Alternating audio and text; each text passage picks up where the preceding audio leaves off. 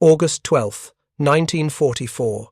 Near Mortain, France, Obersturmführer Ernst Bärkmann stood in the commander's cupola of his Panther Ausf, scanning the bocage hedgerows through his binoculars. The morning mist still clung to the valleys, but visibility was improving. His crew had been briefed thoroughly. American Sherman tanks posed minimal threat beyond 800 meters. The Panthers' 80mm frontal armor, sloped at 55 degrees, provided effective protection, exceeding 140mm against kinetic penetrators. Every Panzer training manual emphasized this advantage. If you're enjoying this deep dive into the story, hit the subscribe button and let us know in the comments from where in the world you are watching from today. Then the impact came. A sound Bärkmann had never heard before, not the clang of a ricochet, not the thud of a non-penetrating hit, but a sharp, violent crack followed by screaming metal. The round punched through his Panther's glacis plate at a range his gunner estimated at 1,800 meters. Fragments ricocheted inside the fighting compartment. The loader collapsed, blood spreading across the turret floor. The driver was shouting about hydraulic fluid spraying across his vision blocks. Bärkmann's radio crackled with similar reports from his platoon. Penetration at long range. We're hit, front plate compromised. What are they shooting at us? The Americans weren't supposed to be able to do this.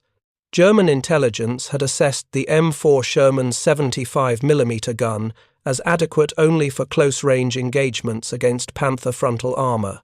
Even the newer 76mm gun mounted on some Shermans lacked sufficient penetration at extended ranges. Yet Bärkmann's Panthers were being systematically destroyed from distances that should have guaranteed German superiority. What none of the German tankers knew was that they were encountering a technological surprise that would fundamentally alter armored warfare for the remainder of the European campaign. The M93 hypervelocity armor-piercing round, known universally by its acronym HVAP. This specialized ammunition transformed the American 76mm gun from an adequate weapon into a genuine Panther killer at ranges exceeding 2,000 yards. The shock to German tactical doctrine would be profound and immediate. The journey to this moment had begun not on the battlefields of France, but in the research facilities and proving grounds of the United States. By 1942, American ordnance engineers recognized a fundamental problem with their anti-tank ammunition. Standard armor-piercing rounds relied on simple kinetic energy, a solid steel projectile, traveling at high velocity. But there were physical limits to how much velocity could be achieved with conventional propellant charges, and how much a gun barrel could withstand. The Germans had developed sophisticated face-hardened armor that defeated conventional armor-piercing rounds through a combination of extreme surface hardness and ductile backing layers. The Panther's glacis plate, introduced in 1943, represented the pinnacle of this technology. Sloped at 55 degrees from vertical, the nominal 80mm thickness provided protection equivalent to 140mm against a perpendicular hit. American 75mm guns simply could not generate sufficient striking energy to penetrate reliably at combat ranges. American metallurgists and ballisticians studied a concept that had shown promise in other applications: the sub-caliber projectile. Instead of firing a projectile the same diameter as the gun bore, they would fire a smaller, denser penetrator encased in a lightweight sabot, a carrier that fell away after leaving the barrel. The smaller, lighter projectile could be accelerated to much higher velocities than a full-caliber round using the same propellant charge. The physics were elegantly simple. Kinetic energy equals 1/2 mass times velocity squared. By reducing mass and dramatically increasing velocity, the net kinetic energy could be substantially increased. More critically, the smaller diameter penetrator concentrated that energy onto a much smaller impact area, dramatically increasing penetration capability. The Army Ordnance Department began serious development of what they termed hypervelocity armor-piercing ammunition in 1942. The M93 round for the 76mm M1 gun entered production in May 1944. The projectile itself was revolutionary in design. The penetrator core measured only 47mm in diameter, substantially smaller than the 76mm bore. This tungsten carbide core was surrounded by an aluminum alloy sabot that engaged the rifling and sealed the bore during firing. Upon exiting the muzzle, aerodynamic forces stripped the sabot away, in sections, leaving the dense tungsten penetrator to fly toward the target at velocities approaching 1,050 meters per second, roughly 15% faster than standard armor-piercing rounds from the same gun. The tungsten carbide core was crucial. This material possessed density nearly twice that of steel, and maintained its structural integrity at the extreme temperatures generated during armor penetration. While steel penetrators could shatter or deform against face-hardened armor, tungsten carbide remained coherent, punching through with devastating efficiency. But tungsten was a strategic material in desperately short supply. The element was critical for machine tools, cutting instruments, and armor-piercing ammunition. The United States had limited domestic tungsten production and depended heavily on imports from China and South America. Every M93 round consumed tungsten that could have been used for other war-critical applications. This scarcity would shape how HVAP ammunition was distributed and employed throughout its combat life. Initial production was limited. In June 1944, as Allied forces broke out from the Normandy beachhead, only a few thousand M93 rounds existed in the entire European theatre of operations. Army ground forces and the Ordnance Department debated allocation priorities. Should HVAP be distributed broadly to give every 76mm equipped Sherman a small reserve? Or should it be concentrated with specific units most likely to encounter heavy German armor? The decision was made to concentrate. Tank destroyer battalions received priority allocation, followed by separate tank battalions assigned to armored divisions. Standard tank battalions, organic to infantry divisions, received minimal stocks.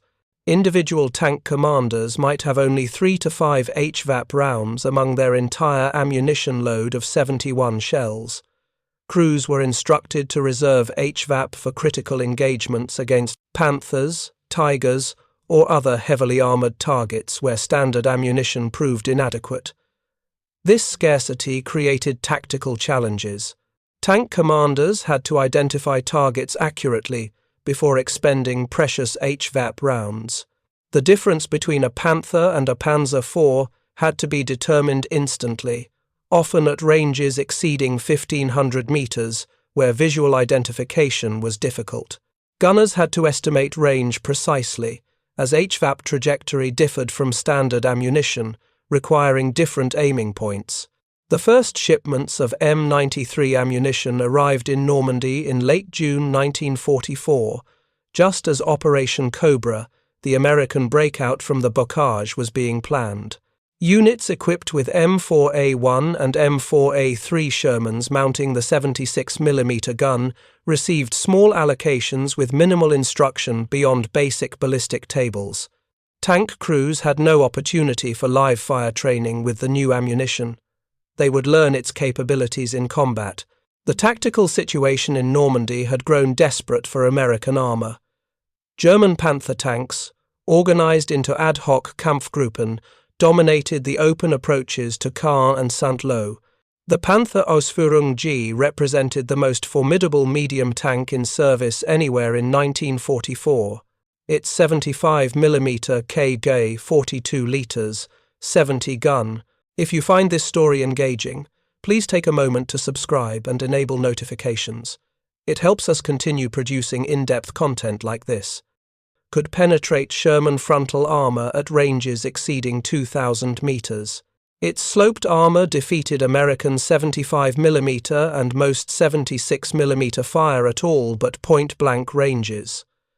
American tank crews had developed tactics to cope with German armor superiority.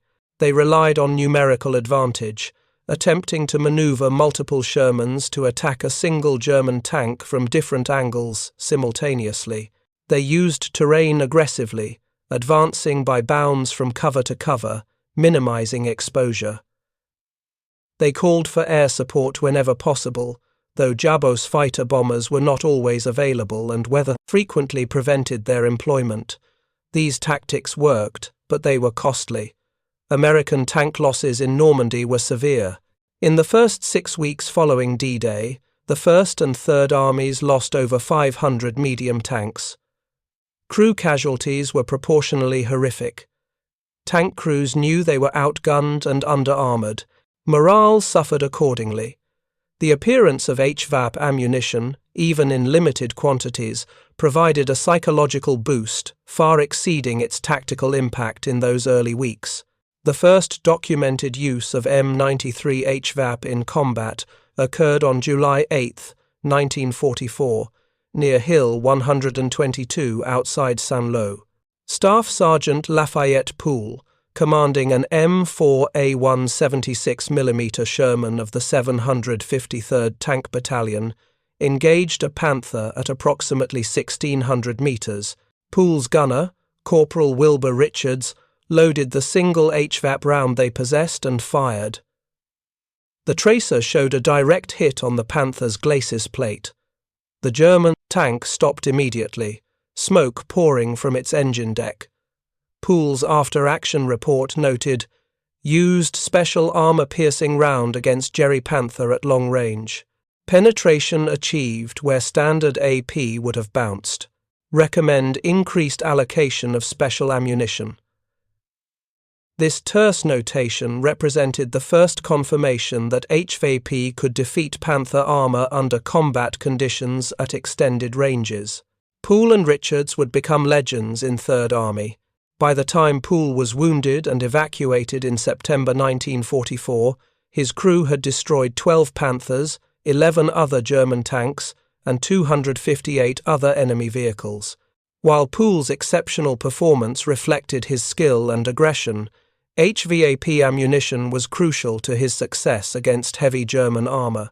As more M93 rounds reached frontline units in late July and early August, reports of successful long-range penetrations against Panthers increased.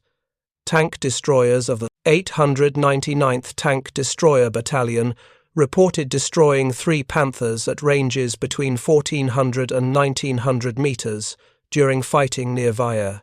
The 609th Tank Destroyer Battalion reported similar success near Mortain.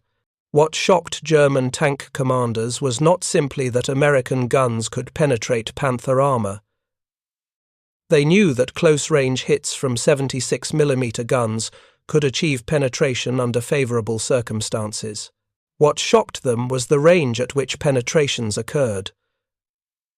German tactical doctrine held that Panthers could engage American armor with impunity at ranges beyond 1,200 meters. American guns supposedly lacked both the accuracy and penetration to respond effectively at those distances. HVAP shattered that assumption. German after-action reports from August 1944 contain repeated references to unexpected penetrations at long range. Panzer Regiment 33, equipped with Panther Ausf G tanks, reported, "American anti-tank capability has increased substantially. Multiple vehicles have suffered penetrating hits at ranges previously considered safe. Recommend revised engagement ranges and increased use of hull-down positions." The tactical implications rippled through German armoured formations. If Panthers could no longer rely on armour protection at extended ranges, they lost their primary tactical advantage over American armour. German tank commanders had to become more cautious, using terrain more defensively, limiting exposure time. This caution reduced their offensive capability and increased the time required to execute tactical movements. For American tank crews, HVAP provided something more valuable than firepower confidence. Knowing they possessed ammunition capable of defeating Panthers at ranges beyond 1,500 meters transformed tactical calculations. American tank commanders became more willing to accept engagements at longer ranges rather than attempting costly close-range maneuvers. This willingness translated into reduced American losses and increased German losses in armored engagements throughout August and September. The Battle of Aracourt in September 1944 demonstrated HVAP's impact at operational scale. The 4th Armored Division, equipped with a higher proportion of 76mm Shermans than most American armored divisions, faced the 5th Panzer Army's counterattack east of Nancy. German forces included substantial numbers of Panthers from the 11th Panzer Division and the 113th Panzer Brigade. The engagement took place across open terrain that favoured long-range gunnery. For the first time in the European theatre, American tankers engaged German armour on relatively equal terms. The 4th Armoured Division's tank battalions had received substantial HVAP allocations. Some tanks carried up to 10 M93 rounds in their ready racks. This allowed them to use HVAP more liberally than units that possessed only token quantities. Over 5 days of intense combat, from September 18th through September 23rd, the 4th Armoured Division destroyed or disabled approximately 280 German armoured vehicles, including 73 Panthers, while losing only 32 American tanks. The kill ratio, normally favouring German armour in open terrain, had reversed dramatically. German unit histories of the battle repeatedly mention unexpected American anti-tank effectiveness at long range. Staff Sergeant William McBride of Company A, 35th Tank Battalion, 4th Armoured Division, recorded his experience. We engaged 3 Panthers at about 1,800 yards. Gunner fired HVAP on the first shot. Penetration through glacis. Second Panther tried to back into hull down. Got him with HVAP before he could hide. Third Panther turned to run. Hit him in the side with regular AP. The special rounds worked like advertised. We can actually kill Panthers at distance now. The impact on German tactical thinking became evident in captured documents and prisoner interrogations.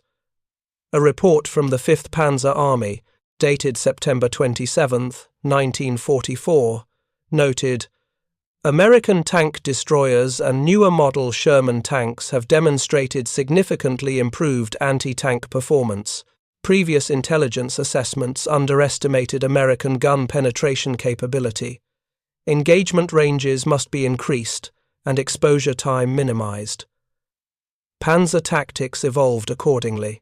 German tank commanders relied increasingly on ambush tactics from concealed positions rather than mobile engagements. They sought to achieve first-shot kills before American gunners could employ HVAP effectively.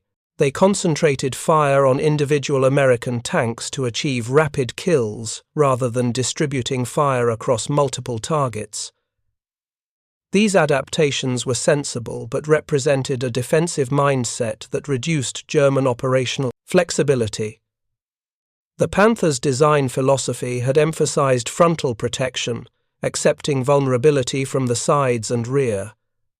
This made sense when frontal armor was largely impervious to enemy fire. Once American guns could penetrate frontally at combat ranges, the Panthers' weak side armor, only 40 to 50 millimeters, became a critical liability. American tankers learned to maneuver for flank shots, knowing that even standard 75mm ammunition could penetrate Panther side armor reliably. HVAP ammunition also revealed manufacturing quality issues in German armor. By late 1944, Germany's industrial capacity was severely degraded by strategic bombing and raw material shortages. Armor plate quality had declined noticeably. Some Panther glacis plates contained inclusions, voids, and inconsistent hardness that created weak spots. HVAP's concentrated penetration energy exploited these flaws ruthlessly. Plates that might have deflected conventional armor-piercing rounds shattered when struck by tungsten carbide penetrators. German metallurgists were aware of these quality issues, but could do little to address them. The Ruhr industrial region, source of most German armor plate production, was under continuous Allied air attack. Skilled workers had been conscripted for military service. Critical alloying elements were in short supply. The gap between design specifications and actual production quality widened throughout late 1944 and into 1945. American ordnance engineers continued refining HVAP ammunition based on combat feedback. Early M93 rounds suffered from occasional sabot separation failures that caused erratic flight and reduced accuracy. Engineers redesigned the sabot with improved aerodynamic shaping and more reliable separation characteristics.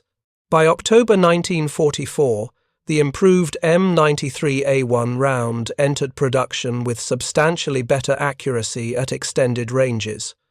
The tungsten shortage remained a persistent constraint. Peak M93 production reached only 15,000 rounds per month, barely sufficient to provide minimal stocks to all 76mm equipped tanks and tank destroyers in Europe. Ordnance officers tracked HVAP expenditure meticulously. Units that reported high consumption rates without corresponding kills faced questioning about whether crews were using HVAP appropriately or wasting it on inappropriate targets. This bureaucratic oversight sometimes created perverse incentives. Tank commanders who achieved spectacular results with HVAP might find their allocations reduced on the theory that they no longer needed as many rounds. Units that reported poor results found their allocations reduced on the theory that they were wasting ammunition. Optimal allocation policy remained elusive throughout the war. By November 1944, as Allied forces approached the German frontier, HVAP had become an accepted part of American anti-armor capability. Tactical doctrine evolved to incorporate it explicitly. The Army's tank destroyer doctrine, updated in October, included specific guidance on HVAP employment. Reserve HVAP for engagements beyond 1,200 yards against heavy armor. At closer ranges, standard AP is usually sufficient and should be used to conserve HVAP stocks. Engage Panthers and Tigers with HVAP on first shot when possible. Flanking shots on heavy armor may use standard AP to conserve HVAP. Tank gunnery training in the United States incorporated HVAP ballistics, though actual firing practice remained impossible due to ammunition scarcity. Gunners learned HVAP trajectory characteristics from tables and instruction, then applied them in combat. This less-than-ideal training situation was accepted as necessary given tungsten limitations. The German response to HVAP evolved beyond tactical changes. Engineers proposed various countermeasures to defeat subcaliber ammunition. Additional applique. Armor plates bolted to glacis plates would increase effective thickness. Scherzen thin steel side skirts might disrupt sabot separation and reduce penetration. Face hardening processes could be modified to better resist tungsten carbide penetrators. Most of these countermeasures proved impractical. Additional armor increased vehicle weight, already problematic on late-war German tanks, suffering from underpowered engines and overloaded suspensions. Applique plates created mounting points vulnerable to fracture from near misses. Scherzen were effective against shaped charge warheads, but provided minimal protection against kinetic penetrators. Improved face hardening required alloying elements Germany no longer possessed in sufficient quantities. The Panther Ausf. Designed in late 1944 as the definitive version incorporating lessons learned from combat, featured thicker frontal armor 100mm at 60 degrees slope. This would have provided greater resistance to HVAP penetration, but production difficulties limited the Ausf. to a handful of prototypes before the war ended. The vast majority of Panthers in service from late 1944 through May 1945 remained Ausf, G models vulnerable to M93 rounds at combat ranges. Tiger II, introduced in mid-1944, featured frontal armor-proof against HVAP at most combat ranges, 150 mm at 50 degrees slope on the glacis, 180 mm on the turret front. But Tiger IIs were rare, expensive, mechanically unreliable, and tactically inflexible due to their massive 69-ton weight. They could not provide the mobile armoured warfare that German doctrine required. As the war moved into Germany itself in early 1945, HVAP stocks increased slightly. Monthly production reached 20,000 rounds by January. This allowed somewhat more generous allocation to frontline units. Some tank battalions possessed enough HVAP that crews could load it as their default armor-piercing round rather than reserving it exclusively for heavy armor. This increased availability came at a moment when it mattered less tactically. German armored formations were increasingly short of fuel, replacement vehicles, and trained crews. Many Panthers sat immobilized for lack of fuel or spare parts. Those that remained operational often fought from static defensive positions rather than conducting mobile operations. American air superiority meant that German armor could rarely maneuver during daylight hours. These factors reduced the occasions for long-range tank versus tank engagements where HVAP's advantages were most pronounced. Still, when such engagements occurred, HVAP delivered results. During the Battle of the Bulge in December 1944 and January 1945, American tank destroyers and 76mm equipped Shermans destroyed substantial numbers of German Panthers and Tigers. The 285th Field Artillery Observation Battalion, fighting as infantry near St. Vith, used captured German weapons and supporting American armor to hold critical road junctions. Tank destroyers from the 814th Tank Destroyer Battalion, equipped with M36 90mm guns firing HVAP, destroyed multiple Panthers at ranges exceeding 2,000 yards during the defense of Mannheim. These actions demonstrated that HVAP had not only improved American anti-armor capability, but had restored parity in armor engagements that German heavy tanks had dominated since their introduction. The psychological impact on German tank crews was measurable. Interrogation reports from early 1945 show that Panther crews no longer felt the invulnerability they had enjoyed in 1943 and early 1944. One captured Panzer officer from the 2nd SS Panzer Division told interrogators, "We were told the Panther was superior to all American tanks. This was true in 1943. By 1944, the Americans had ammunition that could defeat our frontal armor at long range. We could no longer rely on our armor protection. This made us more cautious, less aggressive. We knew that any engagement might result in penetration." This loss of confidence affected German armored tactics throughout the final months of the war. Units that might have counterattacked aggressively in earlier periods now remained in defensive positions. Tank commanders who might have maneuvered to engage multiple targets now sought to achieve single kills from ambush before withdrawing. The cumulative effect was a reduction in German armored effectiveness at precisely the moment when aggressive counterattacks might have disrupted Allied operations. The M93 HVAP round represented more than just improved ammunition. It represented American industrial and scientific capability, applied to solve tactical problems. While German industry struggled with declining production quality and material shortages, American industry refined HVAP design, improved manufacturing processes, and slowly increased production despite tungsten scarcity. This contrast in industrial capacity and technological adaptability proved as significant as any tactical innovation. By May 1945, as German forces surrendered, approximately 250,000 M93 and M93A1 rounds had been produced and shipped to Europe. Perhaps half had been expended in combat. The remainder became surplus in an army rapidly demobilizing. The tungsten was recovered and recycled for peacetime applications. The knowledge gained from HVAP development informed post-war armor-piercing projectile design, leading directly to the fin-stabilized armor-piercing discarding sabot rounds that dominated tank gunnery in the Cold War era. For the German tank crews who faced HVAP in combat, the experience challenged their understanding of armored warfare's fundamental principles. They had been trained to believe that heavy armor provided protection, that technical superiority compensated for numerical inferiority, that German engineering excellence ensured battlefield dominance. HVAP demonstrated that technical superiority was temporary, and that enemy innovation could erase advantages overnight. Thank you for watching. For more detailed historical breakdowns, check out the other videos on your screen now, and don't forget to subscribe.